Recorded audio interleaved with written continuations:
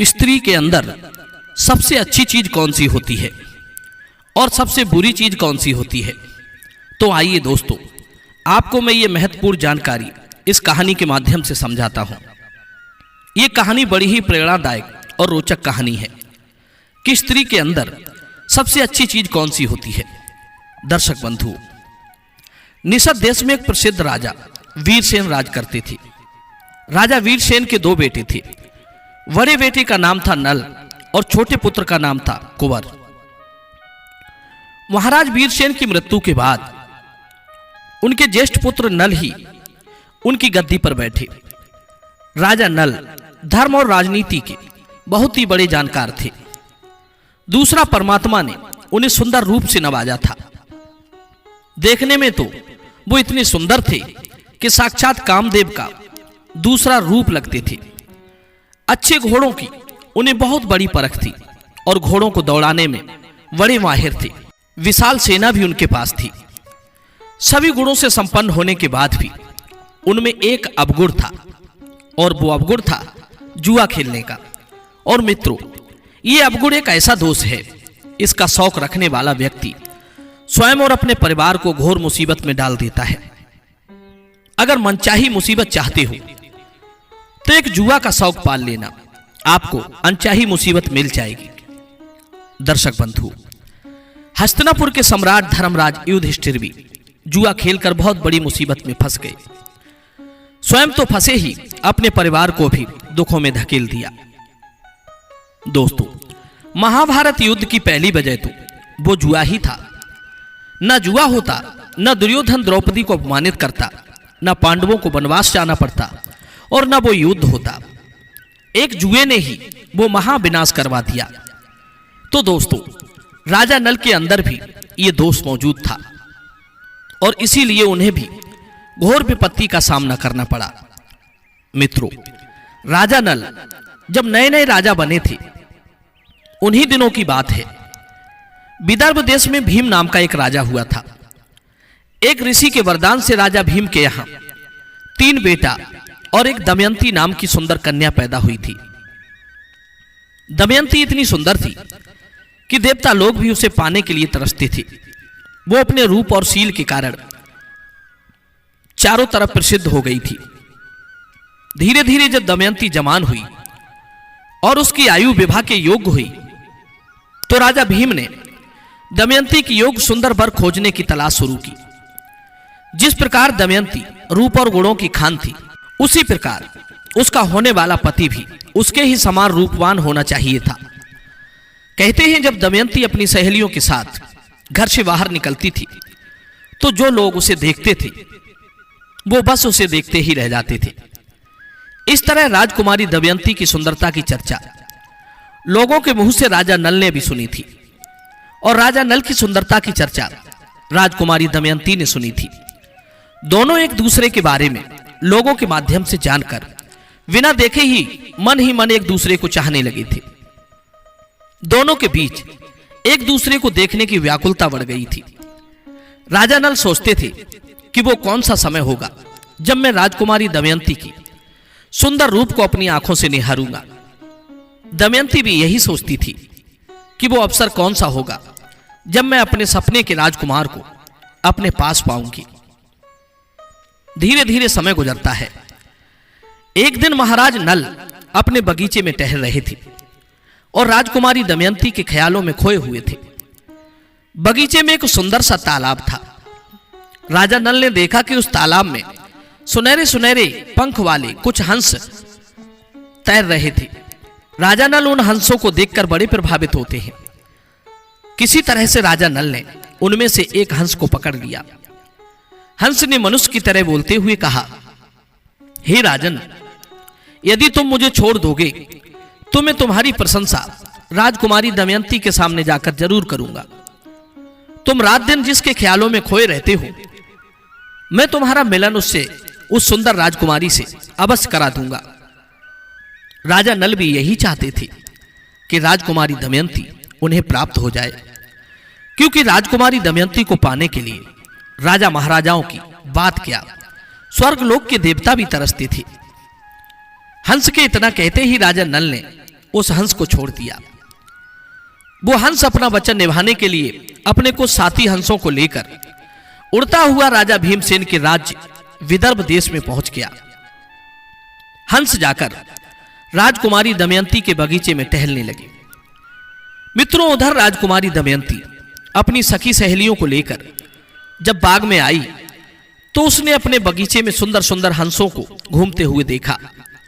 राजकुमारी और उनकी सखियों ने उन हंसों को पकड़ने के लिए उनका पीछा किया।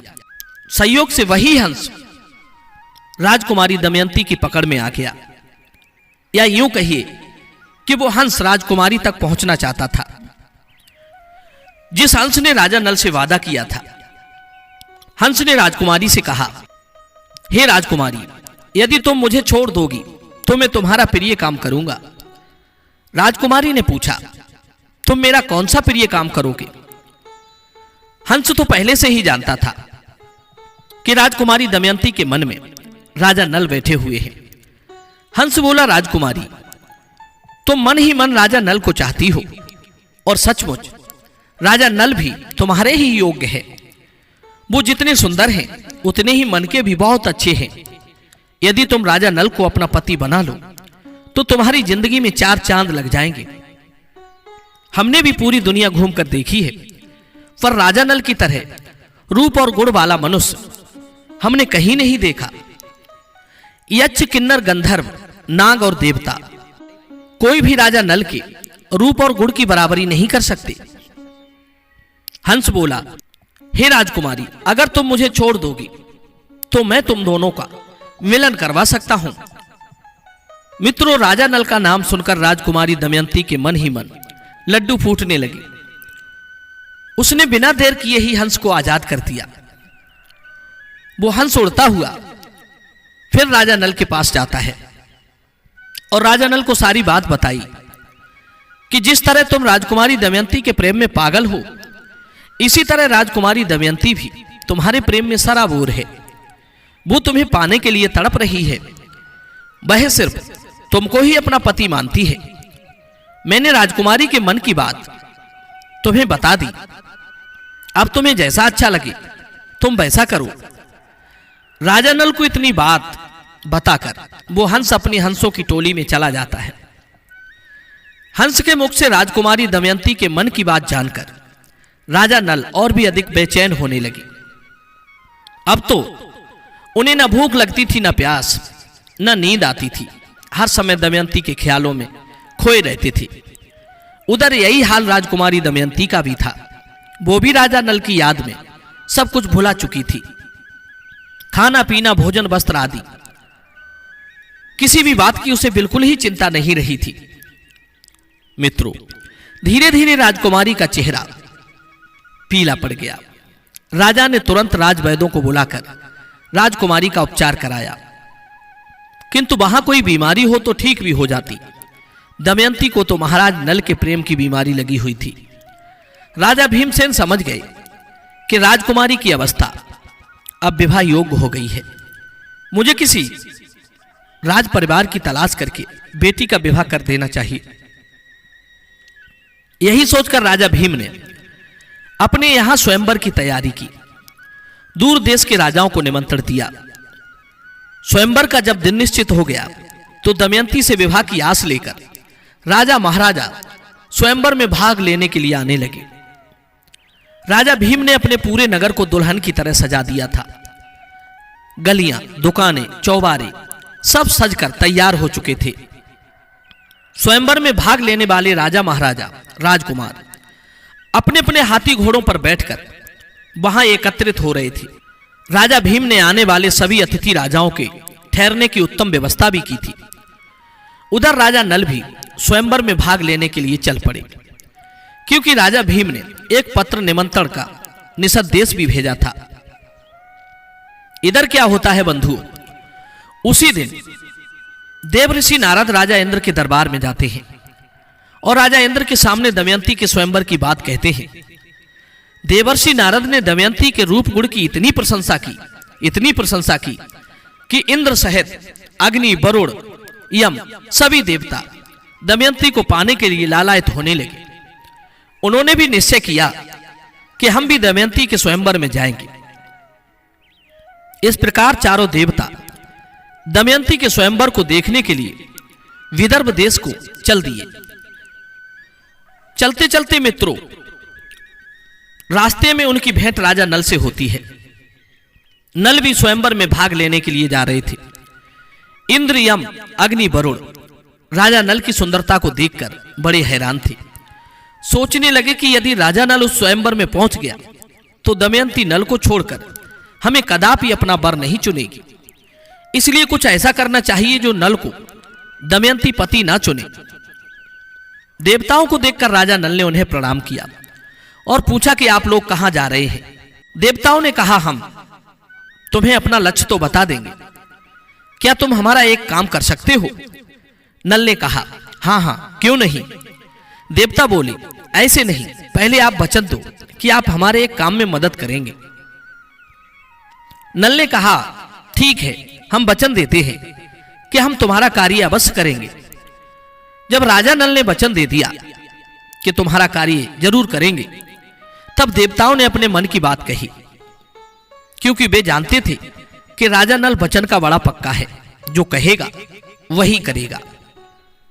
देवताओं ने राजा नल से कहा कि आप हमारे दूत बनकर राजकुमारी दमयंती के पास चले जाइए।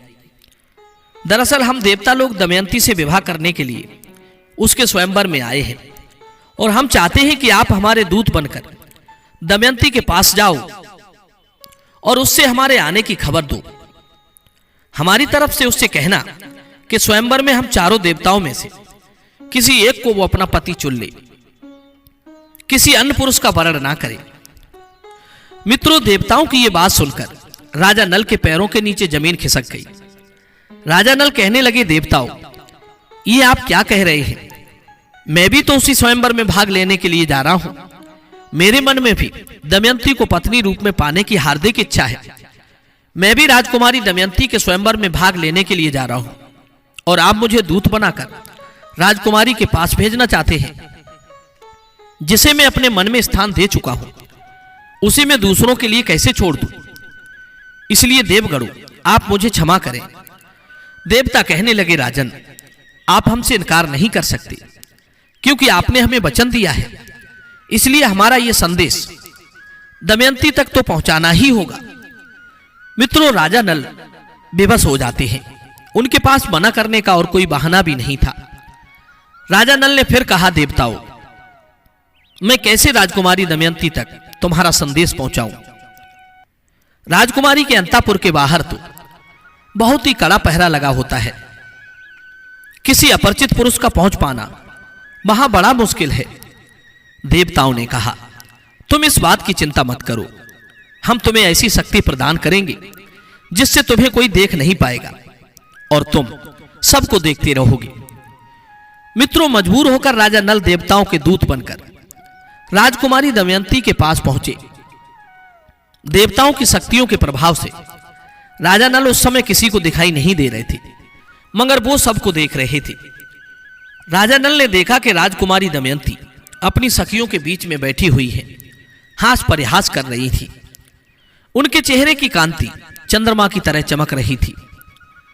राजकुमारी दमयंती के बारे में उन्होंने जैसा सुना था, वास्तव में वो उससे भी कहीं बढ़ चढ़कर थी। सुंदर नवयोबना दमयंती को देखकर राजा नल के मन में उसे पत्नी बनाने की इच्छा और प्रबल हो गई। लेकिन वे उस समय देवताओं के काम से वहां आए थे। उन्हें अपना वचन याद था और अपने मन की समस्त इच्छाओं का गला घोटकर वे दमयंती को देवताओं का संदेश सुनाने लगे। उधर राजकुमारी दमयंती और उनकी सखियों की नजर जब राजा नल पर पड़ती है तो एक अति सुंदर राजकुमार को देखकर वे सब चकित रह जाती हैं। वे राजा नल को एकटक निहारती ही रहती हैं। फिर उन्होंने सोचा कि बाहर तो इतना कड़ा पहरा है, फिर ये राजकुमार हम तक कैसे पहुंच गया? हो ना हो, ये जरूर कोई देवता हो सकता है। दमयंती ने राजा नल को काफी देर तक देखती रही। फिर उसके बाद उन्होंने मुस्कुराते हुए राजा नल से पूछा कि आप कौन हैं और यहां तक कैसे आए हैं? क्या आपको किसी सैनिक ने नहीं रोका? आपको पता होना चाहिए, मैं एक राजकन्या हूं और मेरे महल के ऊपर परिंदा भी पर नहीं मार सकता। इस महल की ओर देखने वाले को कठोर दंड दिया जाता है, फिर भी आप मुझ तक चले आए। आप कौन हैं? तब राजा नल ने कहा कि मैं निषद देश का राजकुमार नल हूं। मेरे बारे में शायद आपने पहले सुना होगा, लेकिन यहां आने का मेरा उद्देश्य आपको देखना नहीं है, बल्कि मैं देवताओं की ओर से दूत बनकर आया हूं और देवताओं का संदेशा लाया हूं। मुझे तुम्हारे पास देवराज इंद्र, अग्नि, वरुण और यम ने भेजा है। उन्होंने आपसे कहलवाया है कि हम चारों देवता भी आपके स्वयंवर में भाग लेने आ रहे हैं और हम चारों में से आप किसी एक का वरण कर लेना। राजा नल की बात सुनते ही राजकुमारी कहने लगी, हे देव, मैं उन देवताओं को प्रणाम करती हूं, किंतु जहां तक उनके पति चुनने की बात है तो मैं ऐसा हरगिज नहीं करूंगी, क्योंकि मैं बहुत पहले से ही आपको पति मान चुकी हूं। आप ही मेरे पति हैं और स्वयंवर सभा में मैं आपको ही अपना पति बनाऊंगी। अब आप बताइए, मैं आपकी क्या सेवा कर सकती हूं? मेरे तन पर, मन पर सिर्फ तुम्हारा ही अधिकार है। मुझे आपके बारे में एक हंस ने बताया था, मैंने तब से ही आपको अपना पति चुन लिया है। यदि आपने मुझे स्वीकार नहीं किया तो मैं अपने इस जीवन को नष्ट कर दूंगी, लेकिन दूसरे पुरुष के साथ नहीं जाऊंगी। दमयंती के मन की बात जानकर राजा नल बोले, हे कुमारी, देवता लोग किसी साधारण स्त्री को स्वीकार नहीं करते हैं, फिर भी वे तुम्हें पाना चाहते हैं। आप ये अवसर क्यों गंवा रही हो? क्यों देवताओं को छोड़कर एक मनुष्य को अपना पति चुन रही हो? मैं तो देवताओं की पगधूली के बराबर भी नहीं हूं। यदि आपने देवताओं को छोड़कर मेरा वरण किया तो आप जानती ही हैं कि देवता लोग कितने शक्तिशाली होते हैं। वे सब हम पर कुपित हो उठेंगे और हो सकता है कि उनके कोप के कारण मुझे अपने प्राण भी गंवाने पड़ जाएं। इसलिए मैं फिर कह रहा हूं, तुम उन्हीं देवताओं में से किसी एक को अपना पति बना लेना। देवताओं की पत्नी बनकर तुम्हारा जीवन सुखों से भर जाएगा, तुम्हें मन चाहे भोग भोगने को मिलेंगे। दर्शक बंधुओं, राजा नल की बात सुनकर राजकुमारी दमयंती बहुत दुखी होती है। उसकी आंखों से आंसू बहने लगते हैं। कहने लगी, क्षमा करना महाराज, आपके अतिरिक्त मैंने किसी को सपने में भी नहीं सोचा है और आप ही मेरे पति होंगे, ये मेरा अटल निश्चय है। मित्रों, राजा नल ने दमयंती को बहुत समझाया कि तुम देवताओं का वरण कर लो, किंतु दमयंती इस प्रस्ताव से बिल्कुल भी राजी नहीं थी। दमयंती ने कहा कि आप चिंता ना करें, मैं स्वयंवर सभा में उन्हीं देवताओं के सामने आपका वरण करूंगी। आपने तो अपना कर्तव्य निभा दिया, आप पर कोई दोष नहीं आएगा। मित्रों, इस प्रकार राजा नल देवताओं के पास वापस लौट जाते हैं। देवताओं के पूछने पर राजा नल ने उन्हें बताया कि दमयंती किसी भी कीमत पर आपको अपना पति नहीं बनाएगी। वो मुझे पति रूप में पाना चाहती है। मैंने हर प्रकार से उसे समझाकर देख लिया। उसने कहा है कि देवताओं से कह देना कि स्वयंवर में पधारें, मैं देवताओं के सामने ही राजा नल को अपना पति चुनूंगी। हे देवगणों, मैंने दूत होने का अपना धर्म निभा दिया। अब आपको जैसा अच्छा लगे आप वैसा कीजिए। मित्रों, इस प्रकार देवता लोग वहां से चले जाते हैं और इधर अगले दिन स्वयंवर में सभी राजा राजकुमार आकर बैठते हैं।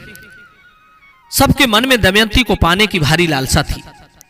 स्वयंवर सभा में एक ओर महाराज नल भी बैठे हुए थे। अचरज की बात यह थी कि जिस जगह राजा नल बैठे थे उस जगह पर उनके बराबर में वे चारों देवता भी राजा नल का रूप बनाकर बैठ गए। अब तो स्वयंवर सभा में 5-5 नल एक ही सकल सूरत के थे। इधर राजकुमारी वरमाला लेकर स्वयंवर सभा में आती है। राजकुमारी को देखकर सबकी नजरें उसके ऊपर गड़ जाती हैं। राजकुमारी जिस राजा के सामने पहुंचती उसी राजा का परिचय दिया जाता था। अगर एक क्षण को भी राजकुमारी वहां पर ठहर जाती तो उस राजा को ऐसा लगता था कि अब उसका भाग्य उदय होने वाला है। उसका चेहरा आशा से भर जाता था।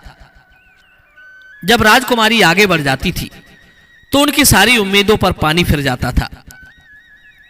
मित्रों, बढ़ते बढ़ते राजकुमारी जब राजा नल के सम्मुख पहुंची तो चारण ने राजा नल का परिचय दिया, लेकिन राजकुमारी तो यह देखकर असमंजस में पड़ गई कि वहां पर एक नहीं 5-5 नल बैठे हुए थे।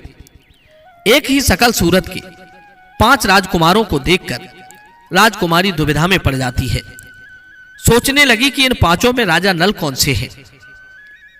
मित्रों, वो बार-बार उन 5 को देखती थी, लेकिन राजा नल की पहचान नहीं कर पा रही थी। तब उसे समझ में आया कि महाराज नल मेरे पास देवताओं के दूत बनकर आए थे। कहीं इन 5 में से वे चारों देवता तो उनका रूप बनाकर नहीं बैठे हैं। जरूर ऐसा ही हो सकता है। ये देवताओं की चाल है।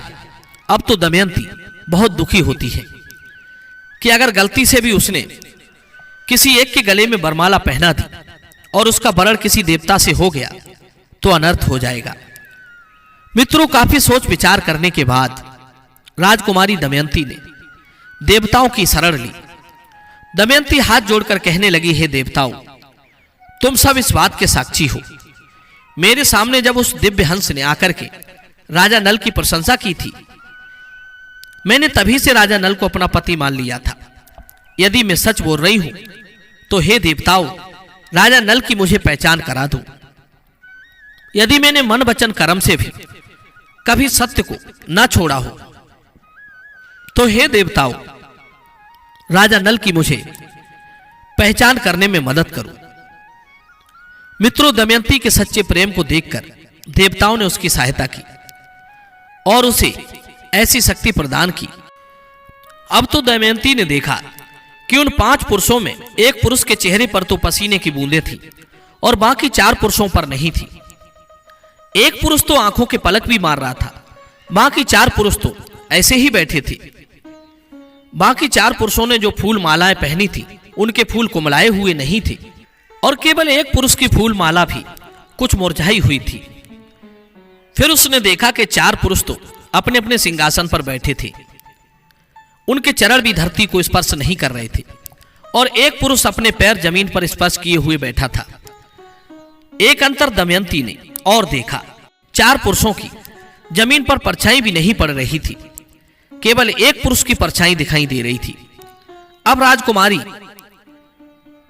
सारी बात समझ चुकी थी कि जो राजा नल धरती के नियमों में सम्मिलित हैं, वही असली राजा नल है। वहां की 4 तो देवता हैं। अब तो बिना संकोच के दमयंती ने राजा नल को वरमाला पहना दी। नल के गले में वरमाला पहनाते ही सभी राजाओं के अरमान धूल हो गए। सब राजा महाराजा राजा नल के भाग्य की प्रशंसा करने लगे। राजा नल ने दमयंती से कहा, हे प्रिय, वास्तव में तुमने मुझे पति चुनकर यह बता दिया है कि तुम्हारे दिल में मेरे लिए कितना प्रेम है। मुझे एक तुच्छ मानव के लिए तुमने स्वर्ग का ऐश्वर्य भी ठुकरा दिया। सचमुच तुम्हारा प्रेम महान है। तुमने अपने प्रेम से वास्तव में मुझे खरीद लिया है।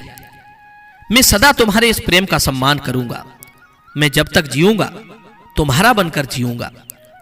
राजा नल बोले, हे कल्याणी, सचमुच नारियों के अंदर यह खासियत होती है कि वो जिसको भी एक बार मन में बसा लेती हैं, जिसके लिए वे समर्पण हो जाती हैं, फिर उनके सामने चाहे त्रिलोक की संपत्ति का भी लालच रखा हो, वो भी नहीं लोभा सकता।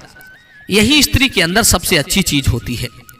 वैसे तो नारियों में बहुत से गुण अच्छे होते हैं जो प्रशंसा के योग्य होते हैं, लेकिन ये गुण विशेष होता है जिसे उन्होंने एक बार अपने मन के मंदिर में बसा लिया, फिर वे उसके लिए जन्म जन्मांतर तक समर्पित रहती हैं। और स्त्रियों के अंदर सबसे बुरी चीज होती है कि अगर वे अपने चरित्र से भटक जाएं, तो फिर वे किसी की नहीं हो सकती, चाहे कोई सगा हो, उनका अपना ही क्यों ना हो। फिर तो वे लोक निंदा भी सह सकती हैं, प्राण भी ले सकती हैं, अपने प्रिय की मृत्यु भी देख सकती हैं। उस समय उनके बीच में जो रोड़ा बनकर आ जाता है, वो उनका सबसे बड़ा शत्रु होता है, चाहे वो कितना ही सगा क्यों ना हो। मित्रों, इस प्रकार राजा नल और दमयंती का विवाह हो जाता है। राजा नल और दमयंती ने देवताओं को प्रणाम किया। उन दोनों के प्रेम को देखकर देवता भी उनसे बहुत प्रभावित हुए। देवताओं ने राजा नल को 8 वरदान दिए। उनमें पहला वरदान था जो राजा इंद्र ने दिया था कि हे राजा नल, जब तुम यज्ञ करोगे तो मैं यज्ञ में तुम्हें प्रत्यक्ष दर्शन दूंगा और तुम्हें परम गति प्रदान करूंगा। अग्निदेव ने कहा था कि राजन, जब तक तुम जियोगे तुम्हारा तेज यूं ही विद्यमान रहेगा, और जब तुम्हें हमारी सहायता की आवश्यकता होगी, जब तुम हमारा ध्यान करोगे तो हम तुरंत प्रकट हो जाएंगे। यमराज ने वरदान दिया कि राजा नल के द्वारा बनाए गए भोजन में उत्तम स्वाद होगा और धर्म में सदा इनकी आस्था बनी रहेगी। और वरुण देवता ने वरदान दिया था कि राजा नल, जब तुम्हें मेरी आवश्यकता होगी तो मैं तुरंत प्रकट होकर तुम्हारी सहायता करूंगा, और तुम जिस फूल माला को पहनोगे उसमें से हमेशा दिव्य सुगंध निकलेगी। इस प्रकार आशीर्वाद देकर देवता लोग स्वर्ग को चले गए। इधर राजा नल कुछ दिन तक अपने ससुराल में अतिथि बनकर रहते हैं।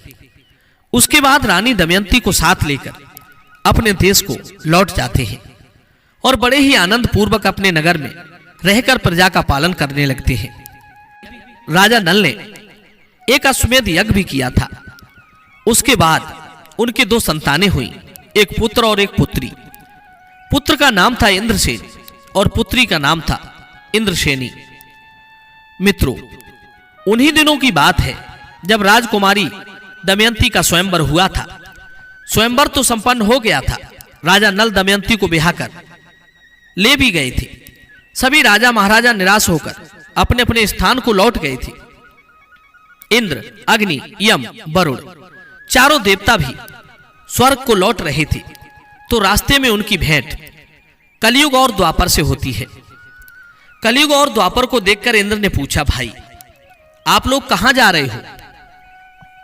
तब कलयुग ने बताया कि हम राजकुमारी दमयंती के स्वयंवर में भाग लेने जा रहे हैं। हम राजकुमारी दमयंती को अपनी प्राण वल्लभा बनाएंगे। तब इंद्र ने हंसते हुए कहा, अरे भाई, स्वयंवर में पहुंचने में आपने थोड़ी देर कर दी। दमयंती को ब्याहकर राजा नल कब का ले जा चुका है। अब क्या वहां राजाओं की झूठी पत्तलें साफ करने जा रहे हो? अरे उस दमयंती ने तो हम देवताओं को भी ठुकराकर एक साधारण मनुष्य से अपना विवाह किया है। मित्रों, इंद्र की यह बात सुनकर कलयुग को क्रोध आ जाता है। कलयुग कहने लगा, इस प्रकार तो राजकुमारी दमयंती ने देवताओं का अपमान किया है, उसे दंड मिलना चाहिए। आपने उसे दंडित क्यों नहीं किया? लेकिन मैं उसे दंडित जरूर करूंगा। देवताओं ने कहा, नहीं नहीं कलयुग, दमयंती ने हमारा अपमान नहीं किया है। उसने तो हमसे आज्ञा लेकर ही राजा नल को अपना पति चुना है। फिर राजा नल भी तो कोई साधारण मनुष्य नहीं है, वो बड़ा धर्मात्मा है, धर्म कर्म के साथ चलने वाला है। और जो मनुष्य धर्म के साथ चलता है, हम उसका कभी बुरा नहीं कर सकते। कलयुग बोला, आप नहीं कर सकते, पर धर्म पर चलने वाले का मैं तो बुरा कर सकता हूं। इंद्र ने कहा, यह तुम्हारी भूल है कलयुग। धर्म पर चलने वालों का बुरा करने वालों का खुद का ही बुरा हो जाता है, कोई उसका क्या बुरा करेगा। कलयुग बोला, नहीं नहीं इंद्रदेव, आप देखते जाइए मैं राजा नल का किस तरह बुरा करता हूं। मैं उसे इतना दुख दूंगा, इतना रुलाऊंगा कि उसने कभी सोचा नहीं होगा। मित्रों, कलयुग की बातें सुनकर इंद्र महाराज चारों देवताओं के सहित स्वर्गलोक को चले जाते हैं। और कलयुग किस तरह राजा नल पर विपत्ति बनकर टूटेगा, ये कहानी आपको अगली वीडियो में सुनने को मिलेगी। तो चलिए इंतजार करते हैं अगली वीडियो का इसी कहानी के साथ। तो दोस्तों, अपनी राय कमेंट में जरूर भेजना। आप सभी का बहुत बहुत धन्यवाद। जय श्री कृष्ण।